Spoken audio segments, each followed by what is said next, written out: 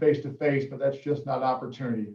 I'll just say one last thing. I've got my mask on. I do not yacht. I feel like I'm a yachter with this mask, but that is not me. I'm just doing my due diligence here to stop and contain the spread of the COVID virus. So I want to make sure my highest priority for all of you is staying safe. So thank you. Okay, so this first slide you should be able to see is kind of my reflections on what I've been up to. And I have met with a lot of folks one-on-one.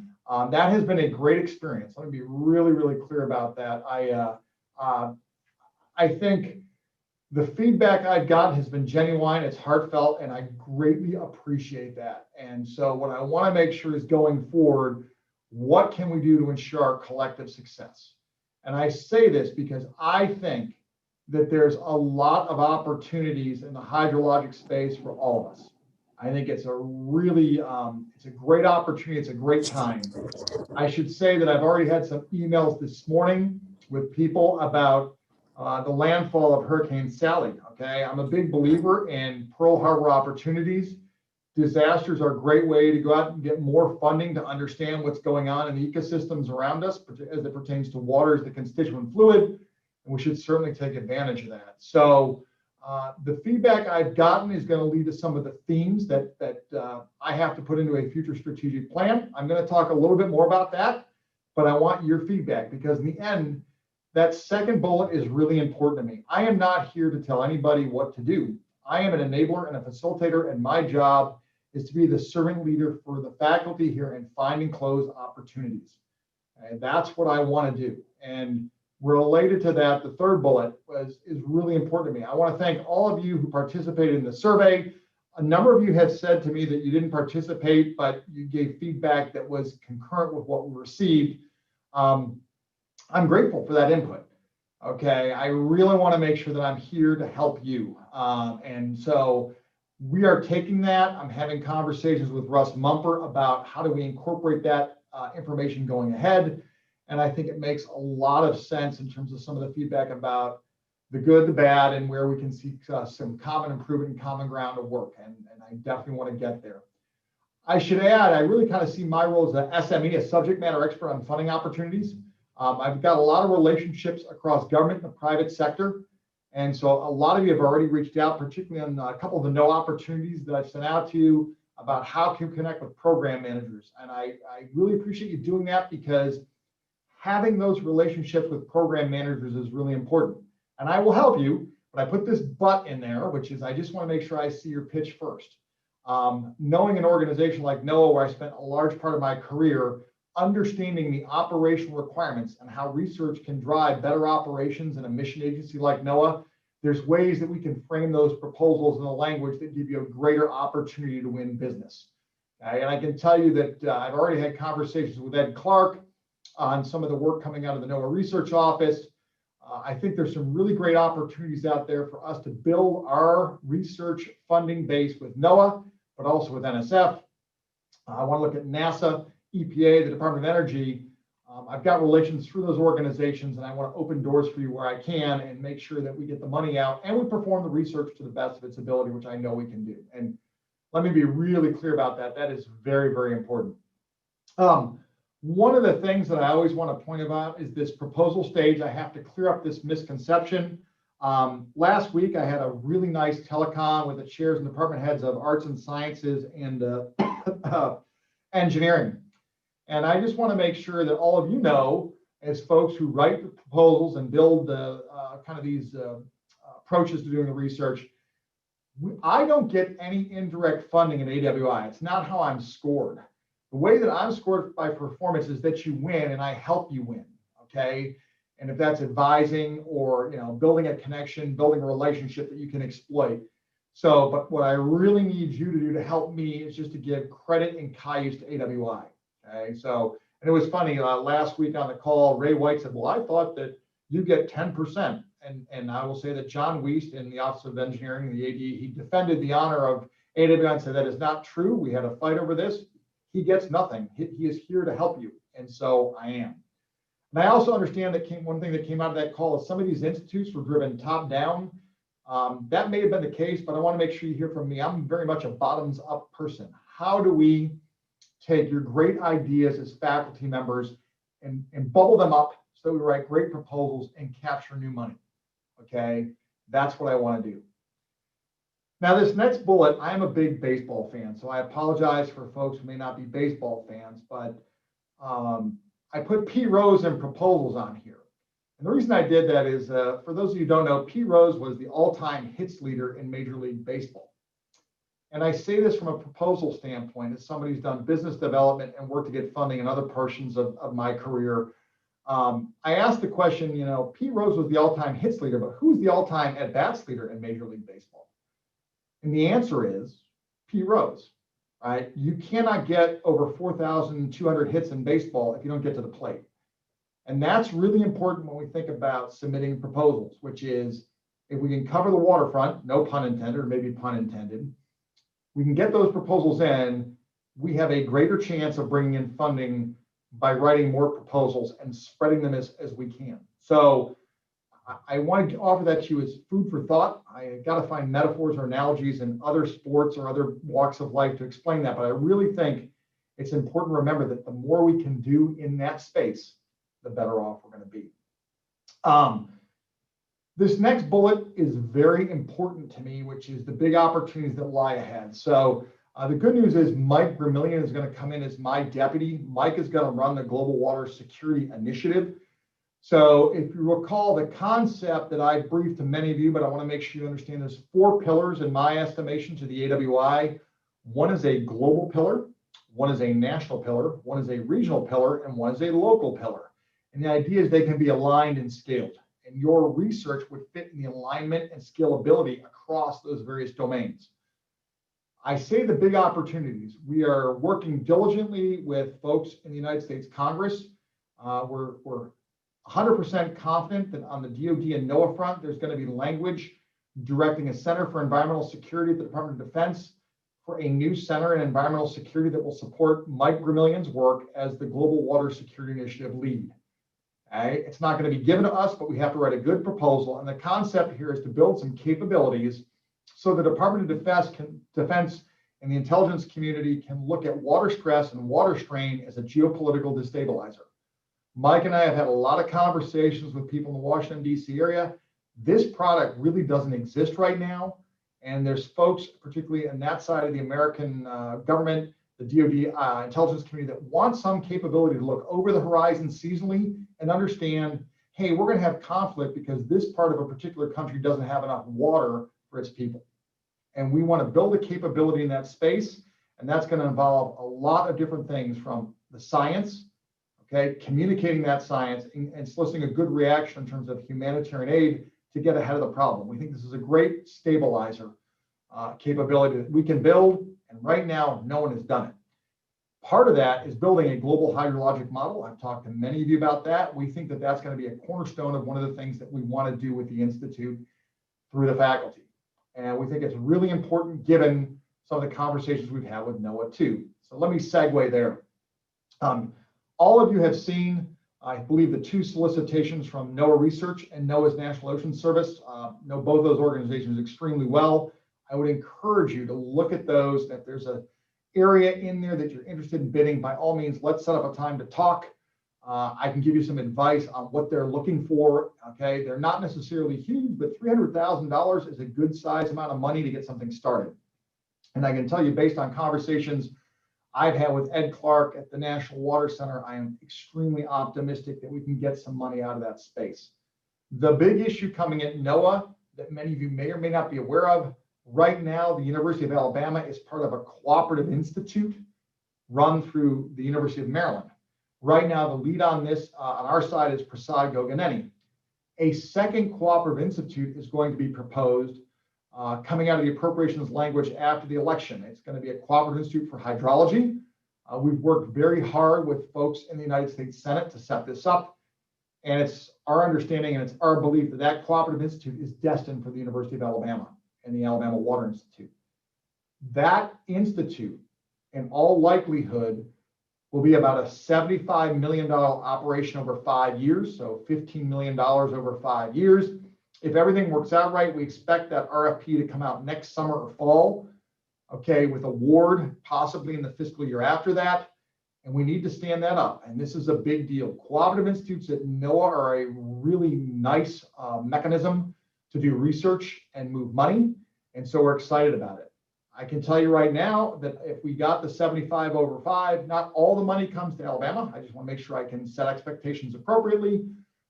We have to spread out kind of a footprint. There's work that some folks have said needs to be done on atmospheric rivers with the state of California. There's some work in Arizona. There's potentially some work in Hawaii, and there's potentially some work in Iowa.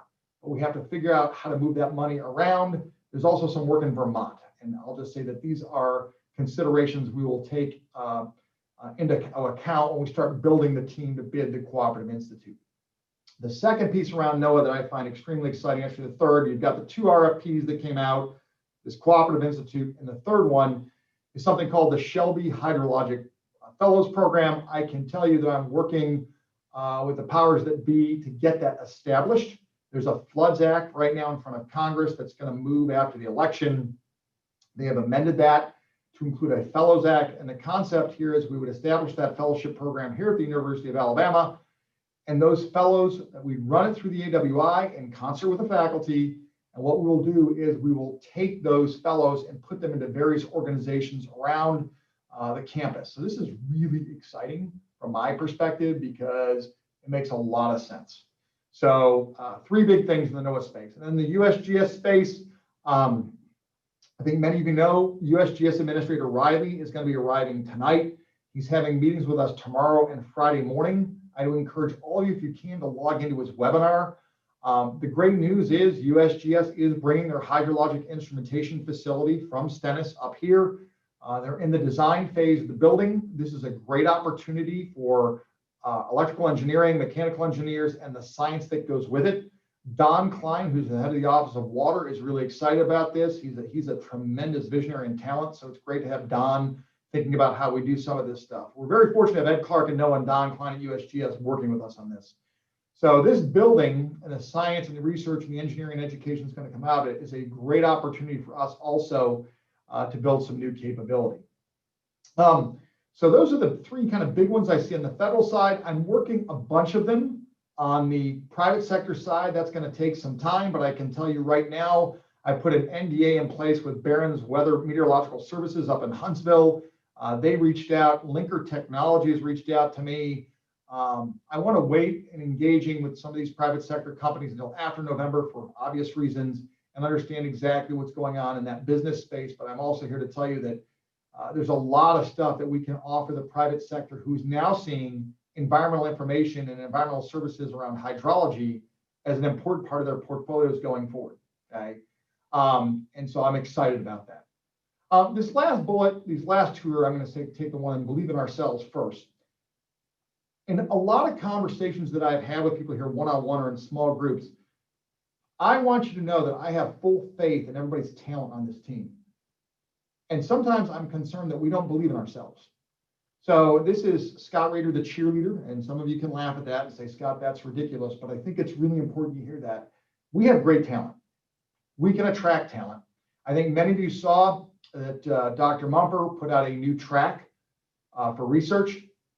We are going to make a push here across the organization. If we need to bring people in, please give me a call and have a conversation about who you think that is, okay? Because I can push those forward too with Russ Mumper. I think we have a lot of capability here, and I want to push it, and I want to put us on the map and brand us, because there's a lot of great things we can do. And so that leads to my final bullet here, which is the tide is rising, and that's a tribute to our talent.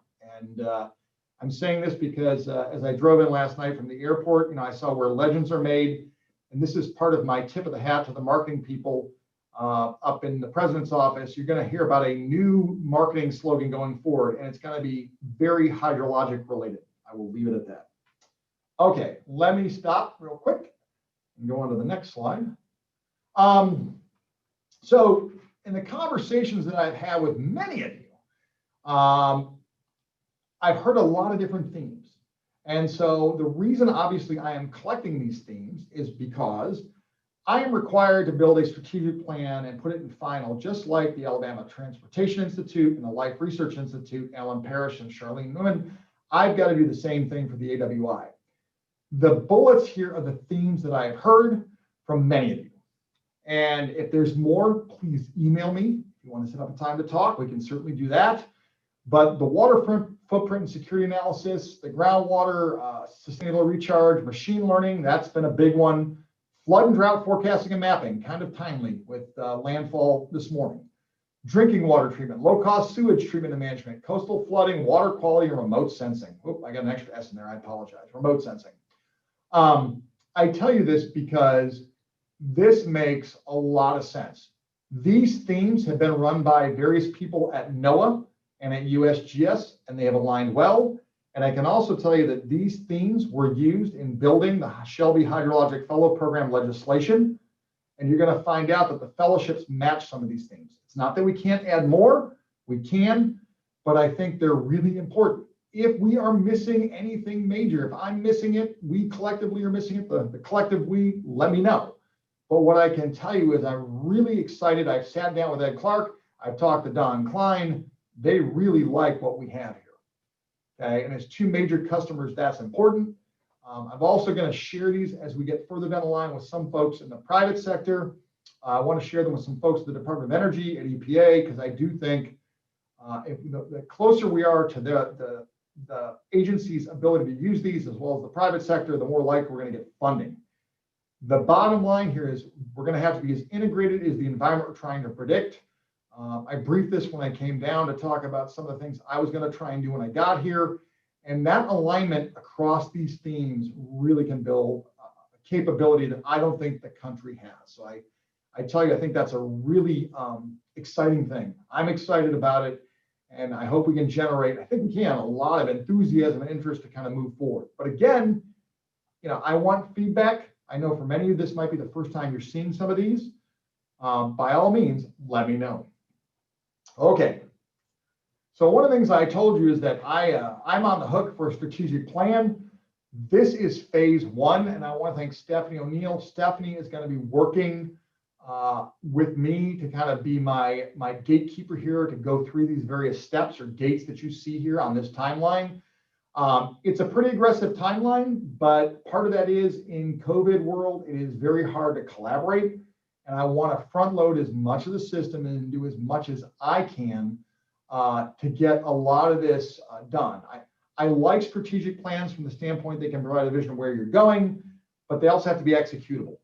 And so that's really important to me. So the first step is identifying a core team. So I put this out there. Anybody who wants to volunteer, by all means, let me know. What I'd like to do is get people across the various departments and centers so we have touch points in those. I made that point last week with the department heads and chairs.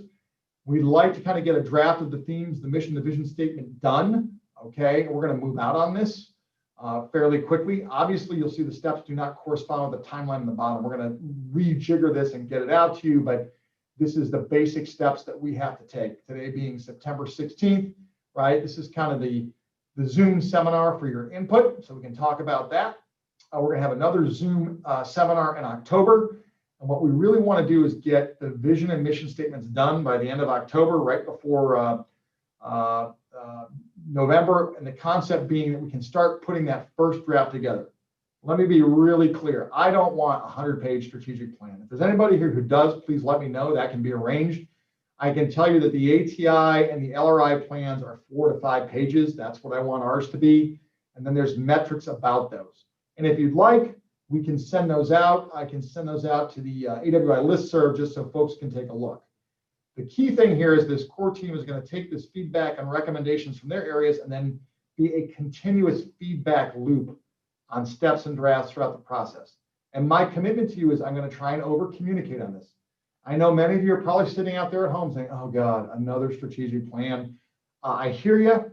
It's one of those things that I'm on the hook for. I got to get it done, but I do think if it's done properly, it will keep us focused on those things that matter.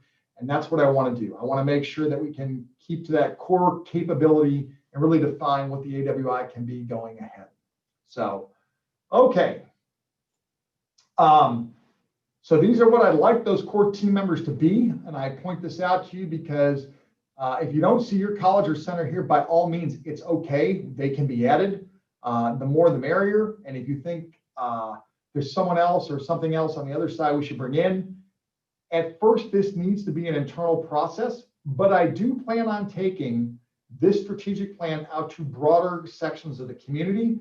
Certainly the fact that I came from UCAR NCAR, we can go back and use UCAR NCAR as a sounding board to look at this. We can look at places like the University of Saskatchewan up in Canada that has the Global Water Futures Program. Okay, folks like Martin Clark and John Pomeroy, I definitely want to see if they have some conversations, but I'm open to other people as well. I've been told, I'll say by Louis Uccellini, the head of the Weather Service, certainly to have some conversations with some people at Iowa and Arizona. If people think that's a good idea or not, let's talk about that. But the idea here is these core team members are going to help set the direction for once we build it, and when we build it, who do we want to get honest feedback? And I'm a big believer in honest feedback. There's no pride of authorship on my part. And if anybody says, "Oh, geez, Rayder, you've gone Lulu, you got to screw loose," that's okay too. You can push back. I want to have constructive tension when we talk and when we meet. Okay. So with that, I tried to race through that as much as I could. Let me see. Okay, 10:25, not bad. So what I wanted to do is open this up to questions and answers. I will also add that this is being recorded so that in the future we can post it and you can come back and hold me accountable if I say something. So with that, Stephanie and Brock, how do we want to handle the Q&As? And I'm going to get out of the stop sharing mode if that's okay. All right, you're out of the stop sharing mode now. Very good. So if you have a question and you are on Zoom, you can just unmute yourself and you can ask your question directly, or you can put it into the chat box. If you're watching us on social media, you can put your question to the comment section and Brock will relay that question to us. Just a little mark on that. Social media feed is about 20 seconds delayed. Yeah. So bear with us. And I apologize. I was probably too aggressive. One of the things I want to do is get this out to as many people as possible. And David, Brock, and Stephanie have been trying to use every means available. So I apologize. That's on me. No questions. Come on. Okay, I can ask some questions. Hey, Scott. Good morning, Scott. How are you doing? Morning, Prabhar. Good to see you. Hey, so I want to ask you a general question, because when somebody comes from outside, you could see certain things which we cannot see. And I've done that in other organizations when I moved, right?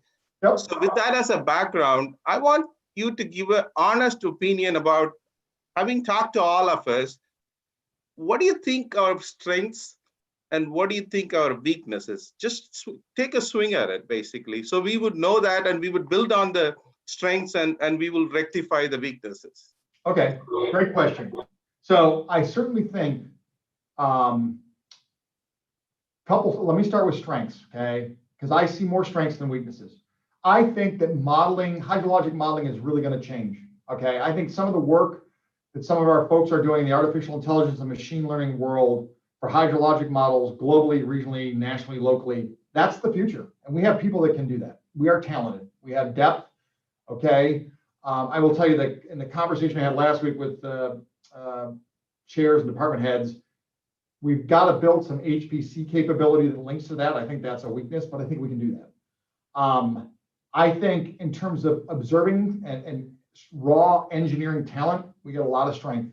I think we know groundwater extremely well. I think we understand water treatment. When you saw those themes, I really see those as strengths, every single one of them. Some of the weaknesses that I see coming behind them, it's the concept of, do we have the right HPC? Can we do HPC in the cloud? Do we have enough software engineers to take that science, and I'm going to use this word, and I don't use it in a dirty way, please, but how do we operationalize it, okay, to something, right? Because to me, what the AWI has to do is really provide something that a customer someplace wants, okay? That is really important from my perspective. And that doesn't mean I'm against fundamental research that's expanding the knowledge base. That's important too. Let me be really clear about that.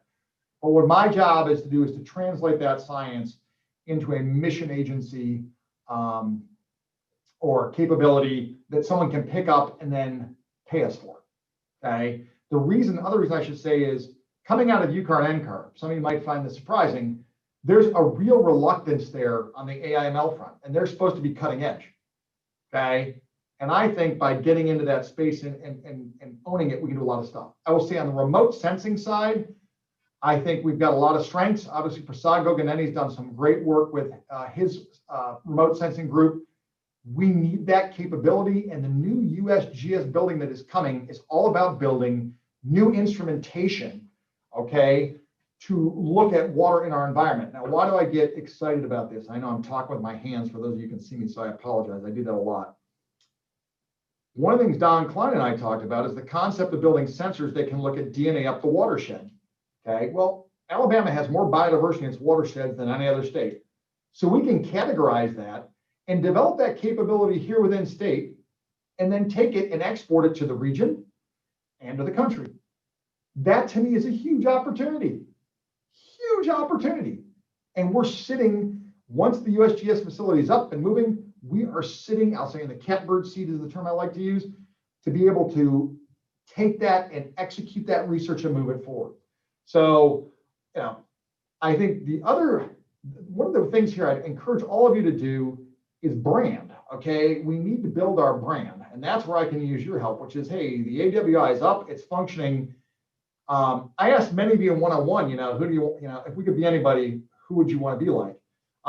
University of Saskatchewan and the Canadian Center up there came out from most of you. They are really regarded as the place, okay?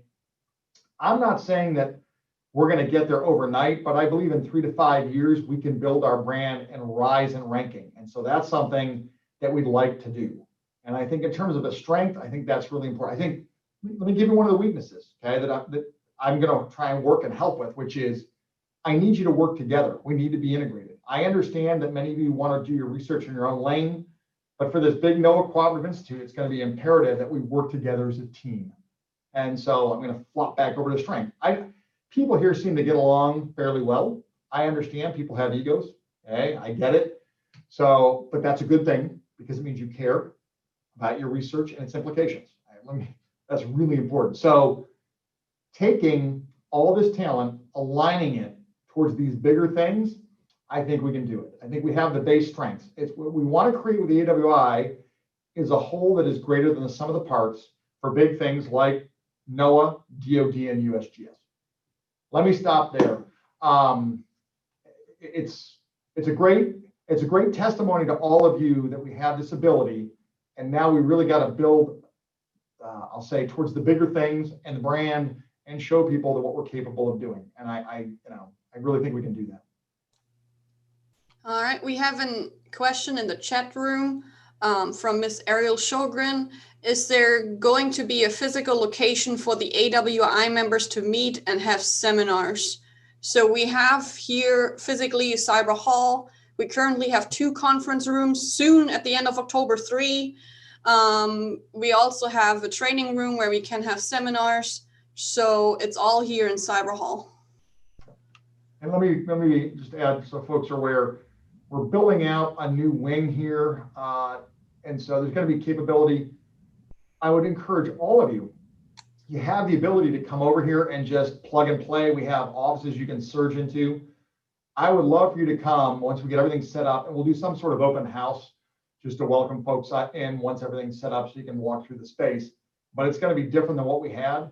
And I would encourage you to do that. If you don't want to stay at home, because you obviously can work remotely, but if you want to come in, you want to sit down, work for a couple hours and have a conversation with myself, Mike Vermillion, you can do that. I would encourage you to do that. I want to make sure that and the strange thing about this COVID environment is we're all working remotely, and it's now, it used to be you put a name with a phone number, then it was a name with an email address, and now it's a name with a Zoom. And hopefully we'll get through this process fairly quickly. I should add, I heard last night on public radio that the numbers in Alabama are down. So things are looking a lot better from the standpoint on COVID. So hopefully that means we're going to be able to do some more face-to-face stuff more frequently. Other questions or comments? And pushback is invited as well.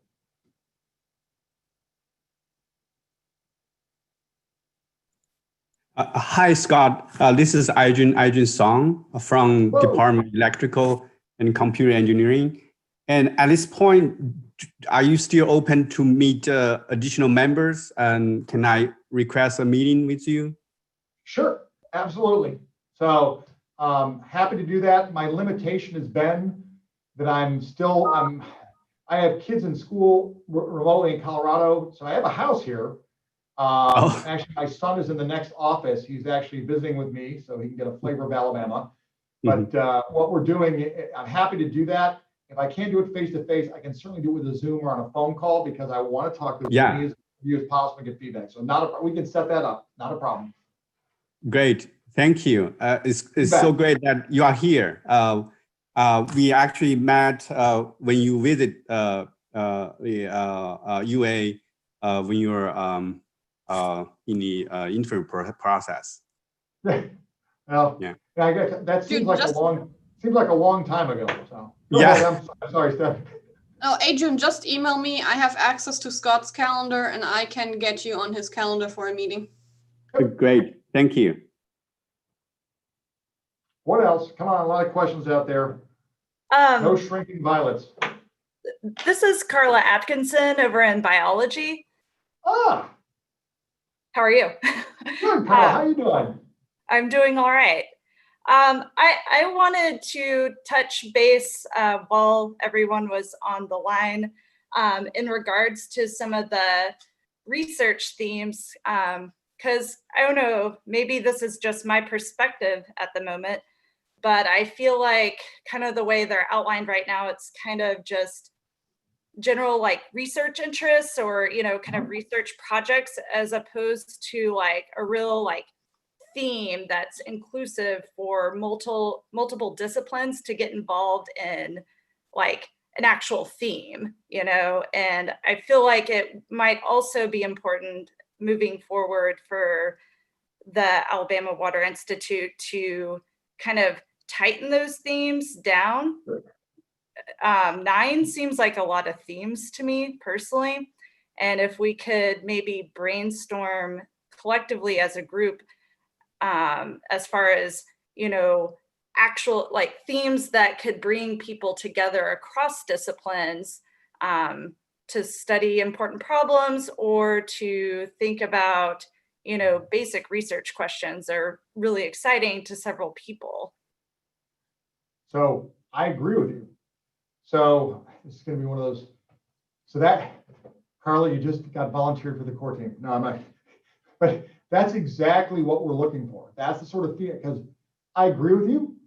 At the top level, they're good. I would like to neck them down into 3 to 5 themes, okay, that get built out with some fidelity beyond. I mean, this is a very good start. Let me be really clear. It's a good start. I've got an alignment with a lot of funding organizations. That gets me excited, but I think you're right. It's kind of digging down and doing a deep dive to see what that next level looks like. And so, you know, let me open it up to people on the call. I mean, are there people who agree with what Carla's saying? Because I think this is a really important point. And this is what the core team needs to do. We would have this meeting with the core team, Carla, and folks, and it's about exactly what you just said, kind of getting it to the next level. Whoa! Hang on, I just did something. How did that happen? Scott, this is Corey Armstrong over in Journalism and Creative Media. I do like what Carla just said, so I'm in agreement there. Yep.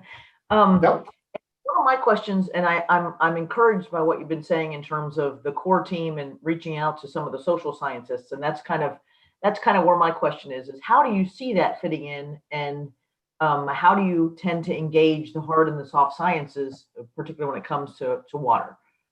Okay, so Corey, I am grateful for that question. Corey and I have been communicating on email on a particular NOAA opportunity. And so I've always told folks, when you come out of NOAA, one of the things you do is, it's about predictability, okay? And there's really 3 legs to a great forecast, right? The first leg is, I get the science right. I've got the science right. I've got a solution that is engineered properly. And what I then do is I operationalize that capability and I make a really good forecast. So you get the science right, you make a good forecast. The third leg of that process is communicating that forecast in a way that people understand and actually take action. And that's a social science function. And I would argue that in terms of forecasts that we see across the globe, it's this third leg, that social science component, that we never really pay attention to, okay? And we see this, right? We're gonna find out after Hurricane Sally, how many people said, oh, it's a Cat 2, I don't need to leave my house. I rode that Cat 2 out 5 or 10 years ago. So that social science component is really important in terms of how we convey and communicate risk. So I think that the social science piece has got to be built in.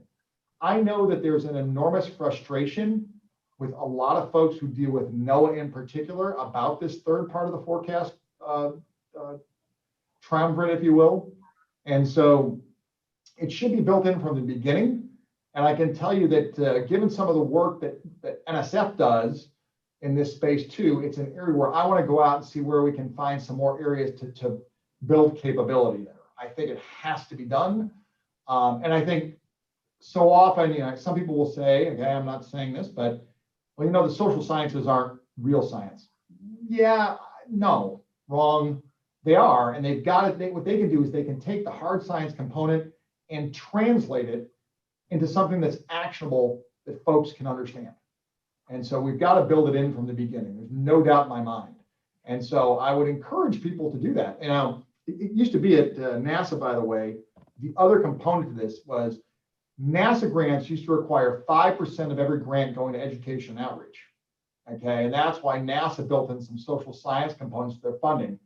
They took that requirement out, I want to say 5 or 6 years ago. I always liked it. I thought it made a lot of sense because by building it in as a core, okay, people had to start thinking that way. So I would encourage people to think that way.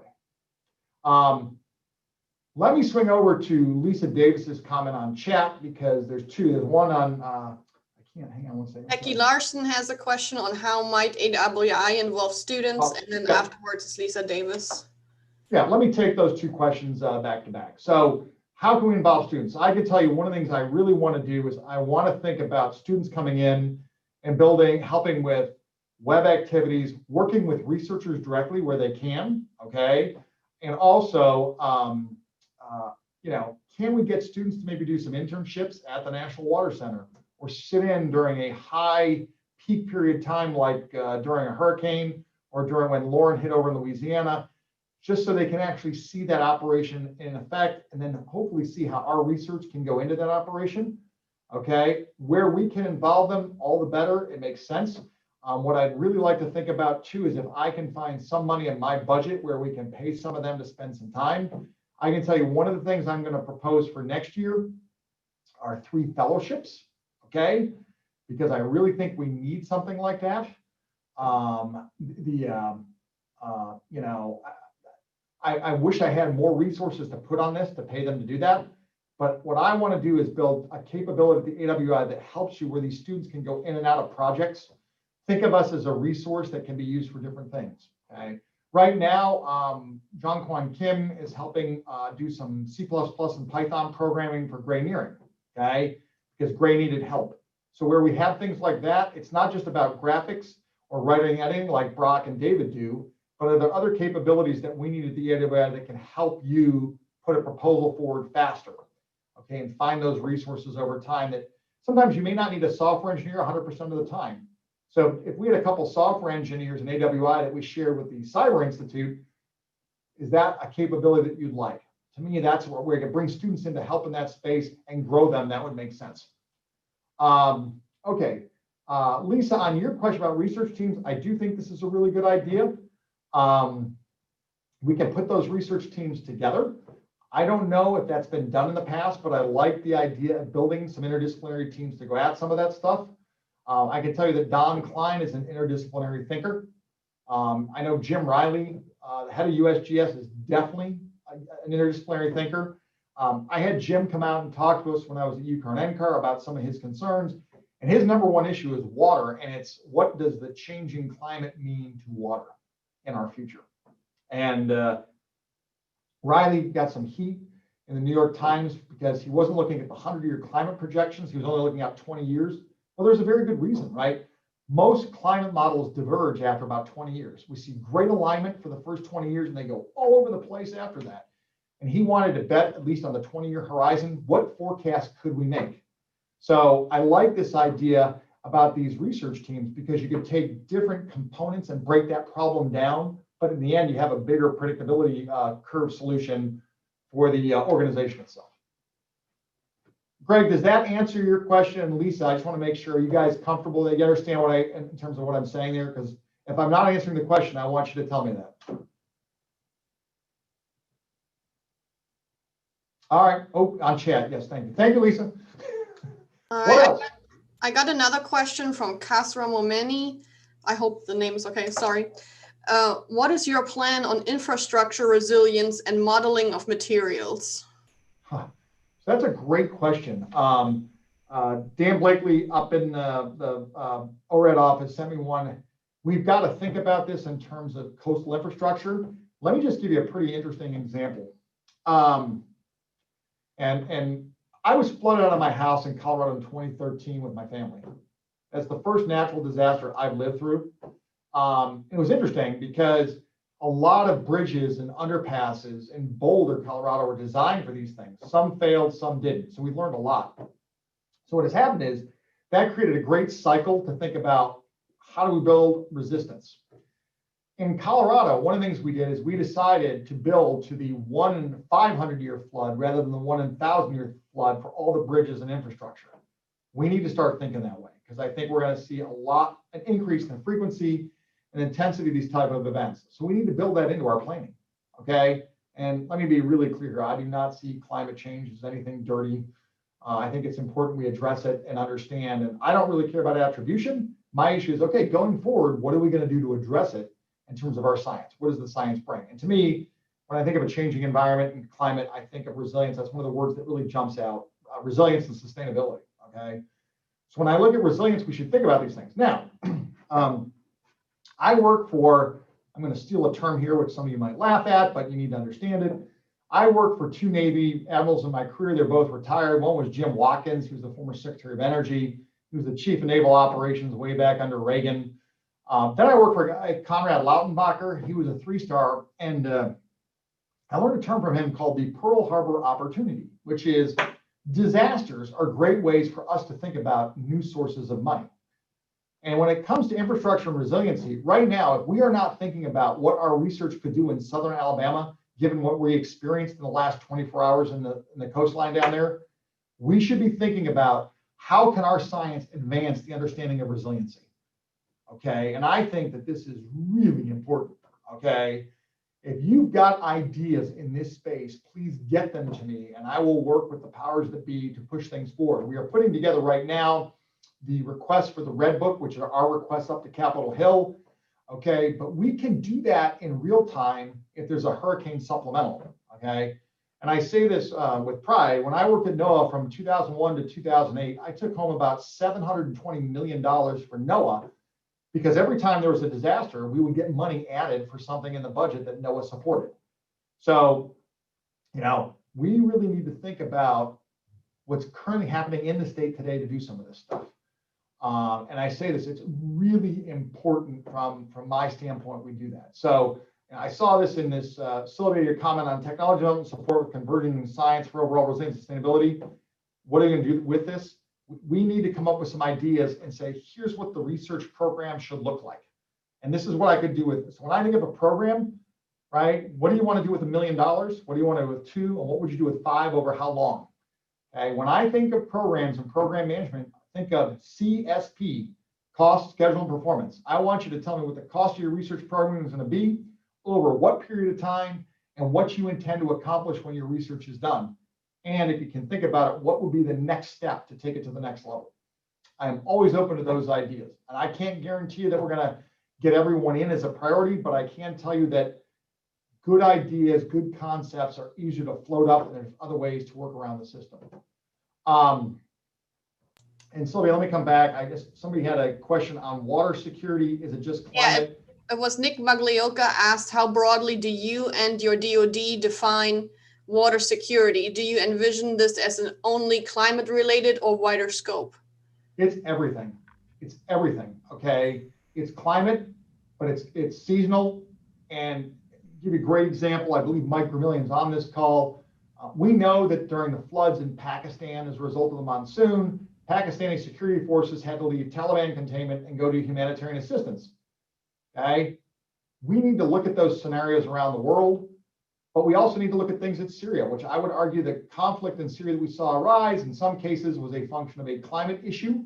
Okay, we're going to have a huge debate, obviously, given the fires in California and the West right now over climate and what it means to our national security in this country. Okay, in terms of where those fires are burning. So I see it as climate plus plus, if you will. We have to incorporate all of it. Okay.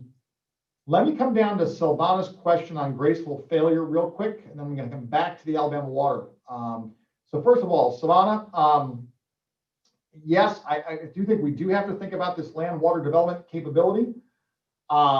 I like your concept of graceful failure. I know James Doan at NCAR loves this term, graceful failure, right?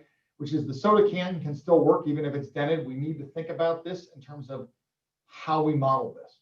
And certainly there's people, I think this is something, by the way, that the reinsurance industry is very interested in. Okay, so I am definitely excited about that. Hang on, Natasha, I'm going to come to your question. So yes, we should think about graceful failure because I think that concept is really moving. I want to come back. Patia Connell, I hope I got that name correct. Yes, we do have a role in helping develop a water plan for Alabama, and we have to think about how we want to do that. I'm having discussions with the UA systems representatives, Charlie Taylor and Clay Ryan, about this. We do have to do something in this space, and to me, it begs the question of something bigger, which is great science drives great policy. So in the back of my mind, when I think of the 9 themes, one of the things I have not put in there intentionally, it's one of my ideas, but I want this to come up from you, I want this to bubble up from the faculty, is I would really advocate for the need for a water policy center. What does good water policy look like? And let's be clear, I'm somebody who's worked at the federal level, I've worked with state partners, but if we build a water policy capability with maybe some sort of conflict resolution group, and I had a really good talk with Bill Treen and Heather Elliott in the law school last week. I think we need to develop something in this space. I know Bennett Bearden has done some of this in the past. We've got to figure out how do we take great science, translate it into super policy, and it can be a shining, I'll say, I don't know what the equivalent of the shining thing on the hill is for water. We got to come up with that, but it can really be a monument to the ability to translate science into great policy, and not just for Alabama, but for the country. And I think right now the country is crying out for this, and I think you're going to see it happen on many different levels. I think we should lead there. So, Patrick, I appreciate that issue on the water plan. We do have to engage. We just, there's not an option. Let me come down to Natasha Damova's question on USGS infrastructure. If I understand correctly, people are going to bring their instrumentation to campus. That's not what I understand. So my understanding is not all the USGS employees want to move. Many are going to retire and stay in STEMIS. So USGS is going to have some openings. Okay. We're going to be talking about this with Jim Riley tomorrow. I have a meeting with Stuart Bell and Russ Mumper to talk about this. So I'll actually know more after tomorrow. So I'm happy to get back, let folks know. But I know one of the things that, again, Don Klein and I had a really good talk. If we can build some sort of stream gauge that can do DNA sampling to look up at the watershed, that's exciting. Okay, I really like that because now all of a sudden we're into ecosystem management. Okay, and if those sensors can be deployed across Alabama first, and we own and understand how those sensors work better than anybody else, we are in a great position to take that science and extend it into the country. So I'm excited about that. And we did send the link out, I think, for Jim Riley's presentation. I would encourage all of you. Jim is a wonderful person. He was an astronaut. He was a petroleum geologist. How do I say this? You know, is supposedly the chief scientific advisor to the Secretary of Interior. He's coming because he is really interested in water, and he thinks it's got to be USGS's issue. I can also tell you, based on one-on-one conversations I've had with him, he thinks that the survey should become more operational on water like NOAA is to a degree. But when you think about it, right, at the macro level, we now are in a great position. We've got USGS with a great observing capability. NOAA with a great modeling and operational water center. Everything in between, our research can touch anything in between. And I would encourage you to think about that conceptually. Where do you want to fit in between these two organizations? I use this term, I have to be careful. It's a Colorado term around here, but you're going to hear, I'm stoked. Okay. Sometimes, by the way, you will hear me say dude, and I apologize. That's part of my 8 years of my Colorado career, which is dude and stoked are terms that we use. And it's not because we've legalized marijuana. Let me be really clear. Hopefully this will not come back to haunt me on this recorded video in the future.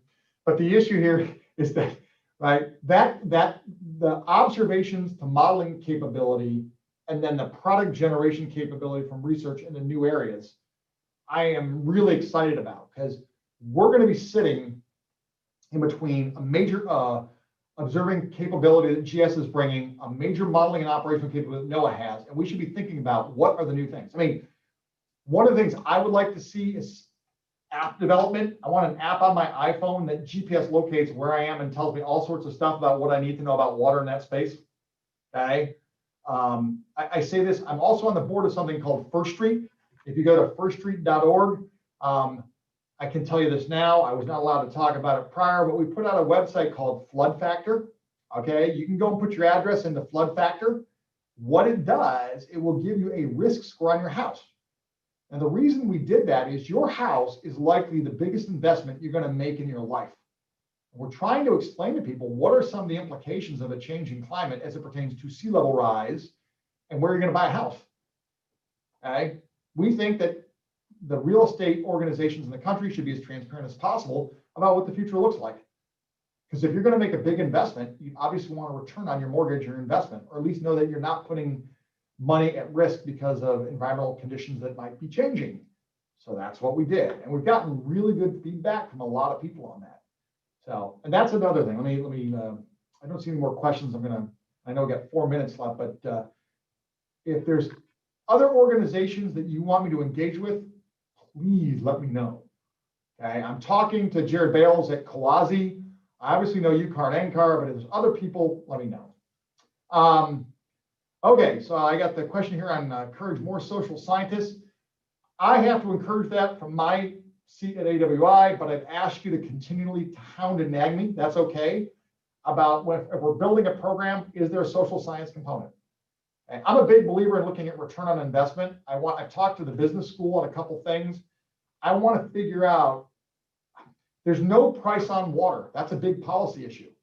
We know what the price of a barrel of crude oil is in the marketplace today, but we don't know the price on a gallon of water.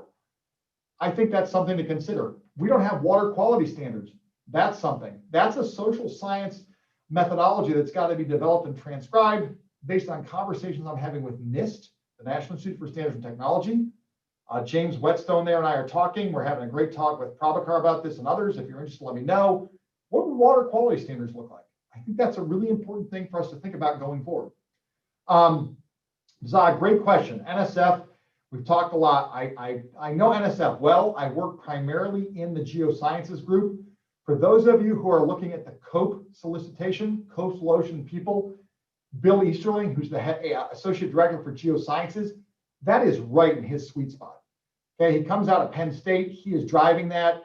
Bill and I have exchanged emails since I've been here. I'm excited about that because Bill is seeing this convergence at the coastline as an area that we're really not paying a lot of research attention to. And once he lays that program in NSF, there's going to be money. I've also talked to Loretta, I can't think of her name. She's the head of the EPSCoR program, Loretta Moore, I believe. Had a very good discussion with her. I know program managers across the geosciences, but I also know them in biology.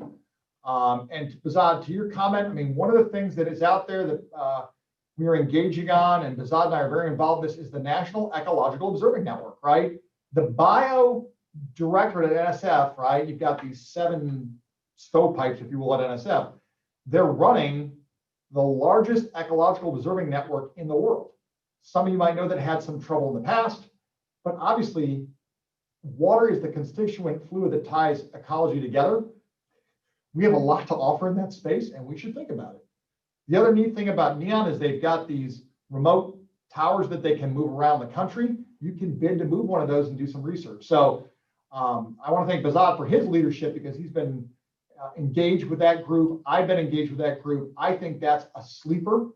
The operational contract, just to give you an idea of some of the numbers, the operational contract for NEON to run the observatory is going to be $65 million a year over 30 years.